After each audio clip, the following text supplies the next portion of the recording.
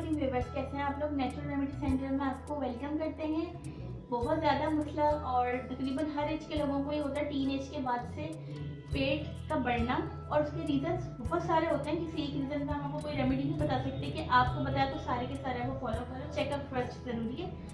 आज जो हम आपको बताएंगे ना, कॉन्स्टिपेशन की वजह से, जो कॉन्स्टिपेशन की वजह से पेट बढ़ जाता है और भारा हो जाता है, तो उसकी रेमेडी क्या हो सकती है। सर से पूछते हैं, सर बताते हैं हमें कि क्या रेमेडी हो सकती है, उसकी किस किस वजूहत से क्या क्या होता है। Sir please. जी शुमाइला, जो सबसे बेहतरीन जो तरीका है और आजकल जो हमारे पास जो सबसे ज़्यादा जो कॉलें होती हैं, लोगों के मैसेजेस होते हैं, और मैंने नेचुरल रेमेडी सेंटर के भी मैसेजेस में देखा है, उनके पास भी बहुत सारे मैसेजेस ये आए होते हैं कि आया पेट जो निकला हुआ होता है, सिर्फ पेट निकला हुआ होता है, और वो भी कब्ज की वजह से, कॉन्स्टिपेशन की वजह से पेट निकलना, जिसकी वजह से पसीना भी बहुत आता है और चिड़चिड़ापन होता है, हाथ पाँव जलते भी हैं।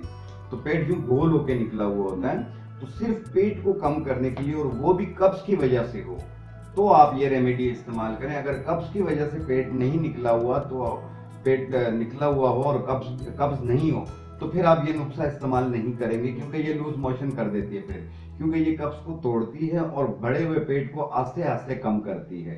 तो इसे कंटिन्यू इस्तेमाल करना, आपने कम से कम 40 दिन इस्तेमाल करना है।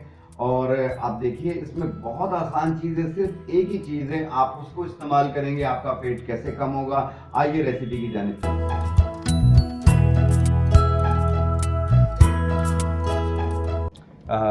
कब्ज की वजह से अगर पेट बढ़ रहा हो, पेट यूं तरबूज की तरह बाहर आया हुआ होता है, तो उसको ख़त्म करने के लिए याद रहे, ये कब्ज की वजह से अगर पेट बढ़ रहा हो, यानी कॉन्स्टिपेशन की वजह से, तो ये अमलतास है। इसकी बड़ी बड़ी फली भी होती है, तकरीबन 10-12 इंच की भी फली होती है।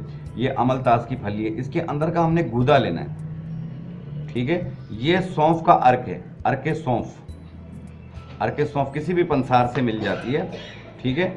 आपने इसको तोड़ना है, यूं टूटेगा ये, और इसके अंदर का जो गूदा है वो हमने लेना है, यानी 2 इंच की फली में जितना भी गूदा होगा आपने ये लेना है।